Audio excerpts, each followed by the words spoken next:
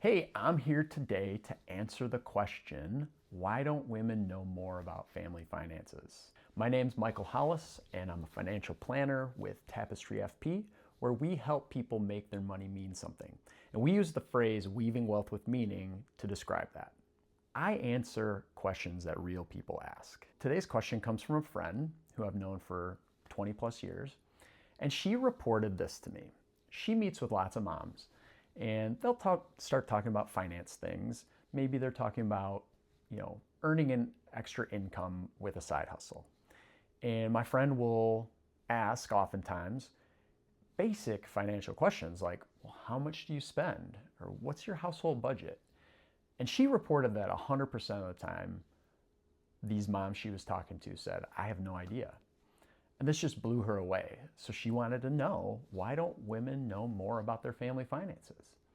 So is this universal, the way that she painted it here? Well, we obviously know that that's not the case, because my friend asking this question is herself quite savvy about finance. But is this a real thing? Well, anecdotally, I can tell you it is. I've met with tons of couples where this situation happens. And I know in my own marriage that there's been times when my wife has not been really in the know about our finances. And according to a study by Fidelity, females report that they have lower self-confidence when it comes to investing in financial things, especially when they're comparing themselves to their husbands. Two, the Federal Reserve had a study several years ago where they measured, who in the family is responsible for the finances. And only about 16% of the time was the wife the one who was primarily responsible for finances. Roughly a third of the time they did it together, but 50% of the time it was the husband. So why is this important? Well, it's important because two people pulling together in the same direction in your financial life is much more powerful than going it alone. Not only that, but having shared finances and being on the same page, couples report a much higher level of satisfaction in their relationship. So what are some of the reasons this happens?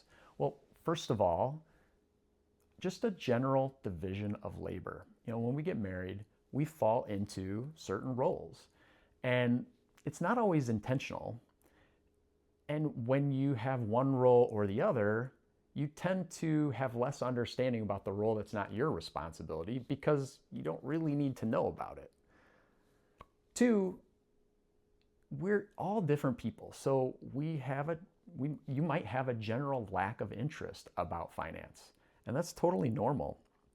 Some people love numbers and spreadsheets, and thinking and talking about finance. They really enjoy seeing net worth charts, and other people just don't have that priority. And so they naturally, de-emphasize finances. The third reason is where you come from, your family. Maybe you grew up in a place where it wasn't okay to talk about finance, or maybe nobody really ever taught you anything about finance, so you just generally lack confidence in that area. If you had a lot of money or vice versa, didn't have a lot of money, those can be really strong influencers on whether or not you participate in your financial life with your partner. Fourth, life gets busy, right? We get into these roles, and it's like driving a truck down a muddy path. And you get into this groove. And it's much easier to stay in that groove than it is to break away and go in a different direction. And so the busyness of life, activities, work, household responsibilities, they all just pull on our time, and it's hard to break out of those roles once we've gotten ourselves into them. Finally, maybe money has been a source of tension in your relationship already. There's been overspending, there's been poor decision making, trust issues. In the extreme, it can show up as one spouse exerting control over the other spouse in the area of finances. And that can be really damaging to relationship. It's often not just one of these. They all sort of interplay on each other to just create barriers to being engaged as a couple in finances. So what can we do about it? You're going to have to be intentional if you hope to overcome this. And so I've got 3 ideas for you to overcome this. First of all, it's going to be super important to get on the same page. And you do that by having conversations. The other way that you get on the same page is by having access. If you don't know what's going on, it's going to be hard to be on the same page. The second thing is it needs to be on paper. It can't be up here in one spouse's mind, because then it's next to impossible for the non-financial spouse to really grab hold of what's going on with the family finances.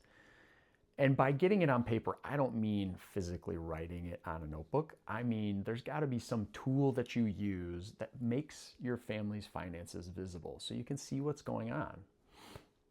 And third, get curious. You may not be naturally curious about what's going on in the stock market from day to day, but you probably care very much about what type of health insurance you have and which doctors are accepted and how much you're going to have to pay when you go to the doctor. So get curious about medical plans at work. That's just as important of a family financial topic. So guys, I want to talk to you for just a minute, and I don't want to get too preachy here, but because you're predominantly the family CFO, this is important. Okay.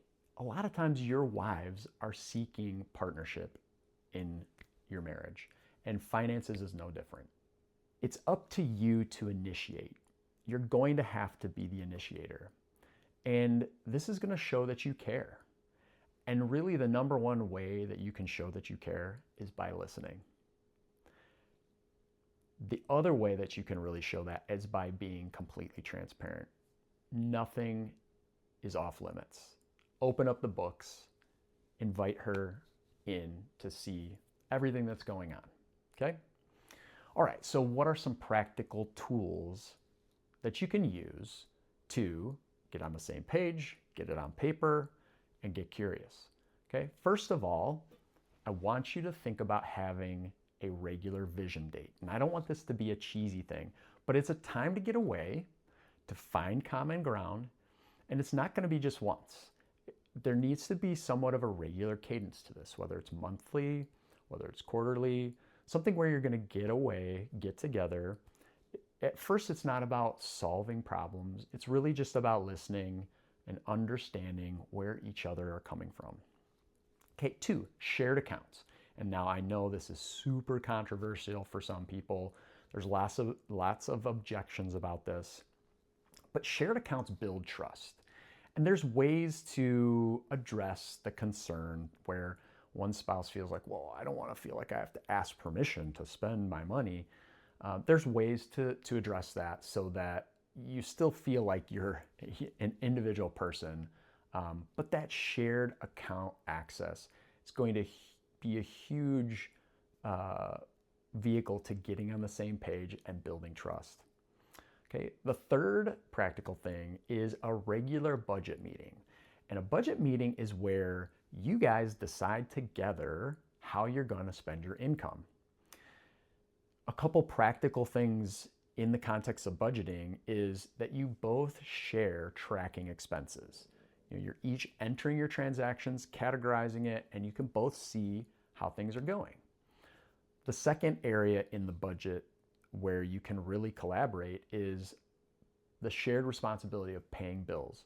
Now, and I don't mean that you both have your own accounts and you're paying some bills from here and you're paying some bills from here. No, there's one account, and even the financial spouse might be the one who's mostly paying all the bills, but it's a really good idea for the other spouse to learn, okay, which bills do we have?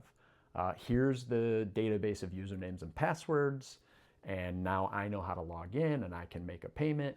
And so it's good for that non-financial spouse to do that every once in a while. It has a side benefit of, like, what if something happens and the financial spouse can't take care of it? It's not on auto pay, they can't take care of it. Well, that other spouse can step in and keep the family's finances moving forward. And finally, there's all sorts of evaluations that are available online. These are surveys and questionnaires that will help you to understand who you are, how you relate to money, your money personality, and uncover your values. And that can really also help in the having conversations. I don't want to leave this out either. In extreme cases, when you're really having a roadblock, you can engage with somebody called a financial therapist. Now, there's not a ton of these people out there, but you can find somebody who is able to combine finance and your relationship and help you sort through these issues in a deeper way and help you get past any roadblocks that you're unable to get through on your own. So why is this important? Well, really, it boils down to two people are better than one. The more you guys are on the same page, the more you can accomplish and the faster you can do it.